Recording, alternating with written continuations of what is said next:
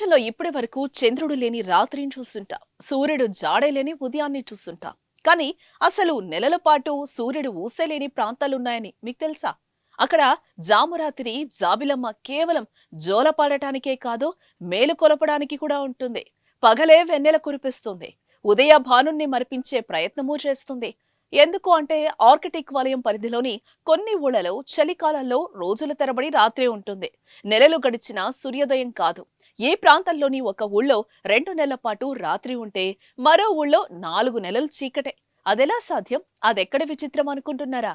అయితే ఆ సుదీర్ఘ రాత్రుల కథ మీరు తెలుసుకోవాల్సిందే.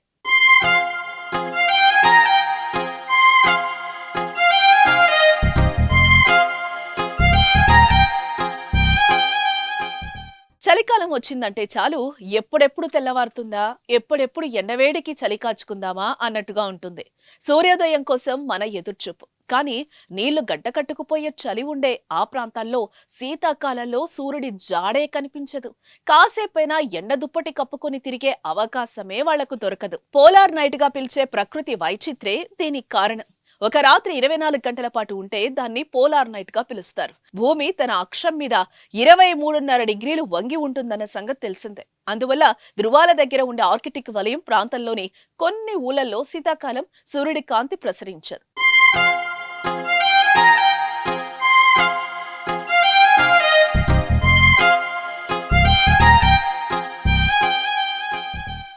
అయితే ఆర్కిటిక్ వలయానికి ఆయా ఊళ్లు ఉన్న దూరాన్ని బట్టి ఆ ప్రదేశాల్లో ఏర్పడే రాత్రుల్లో తేడా ఉంటుంది. అమెరికాలోని కొన్ని ప్రాంతాలు సహా Sweden, Canada, Greenland, Russia, Norway, Finland దేశాల్లో ఈ తరహా పోలార్ నైట్లు ఏర్పడతాయి.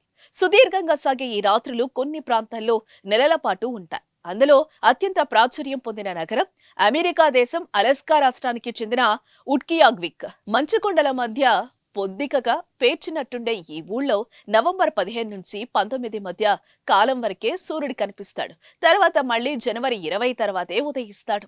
అంటే దాదాపు 2 నెలలు అక్కడ పొద్దు పొడవదు. కాగా గతేడాది 65 రోజులకు పైగా సూర్యుడు దర్శనమే ఇవ్వలేదు.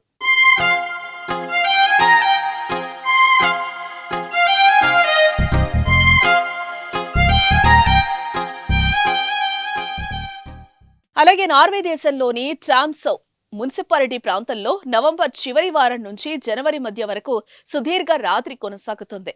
నార్వేలోని స్వాల్బాల్డ్ లోను అక్టోబర్ తొలి వారం నుంచి ఫిబ్రవరి చివరి వరకు, అంటే దాదాపు 4 నెలలు రాత్రి మాత్రమే ఉంటుంది.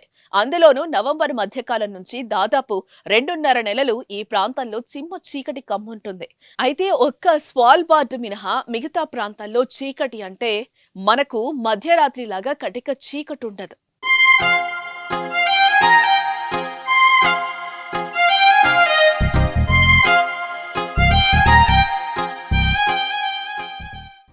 చంద్రుడు అధిక సంఖ్యలో ఉండే నక్షత్రాల వెలుతురుతో పాటు ఆకాశంలోని కాంతి నీళ్ల మీద పరావర్తనం చెంది సంధ్య పొద్దును తలపించేలా అందమైన నీలిరంగు కాంతి దర్శనమిస్తుంది. మంచు నీళ్లు ఉన్న ప్రాంతాలన్నీ ఇలా నీలివర్ణంలో ముంచినట్టు అద్భుతంగా మెరిసిపోతూ దర్శనమిస్తాయి. వీటికి తోడు ఐరోస్పియర్ సోలార్ గ్యాస్లకు చెందిన అయాన్లు భూ వాతావరణంలోని ఆక్సిజన్, నైట్రోజన్ అణువులను ఢీకొట్టిన కారణంగా ఆ ప్రాంతాల్లో రంగురంగుల్లో దర్శనమిచ్చే అరోరా బొరియాలిస్ కూడా కనువిందు చేస్తాయి. వీటన్నింటినీ కెమెరాలో బంధించడానికి ప్రపంచం నలుమూలల నుంచి ప్రకృతి ప్రియులొస్తారు. సుదీర్ఘమైన రాత్రుల్ని అనుభూతి చెందుతారు.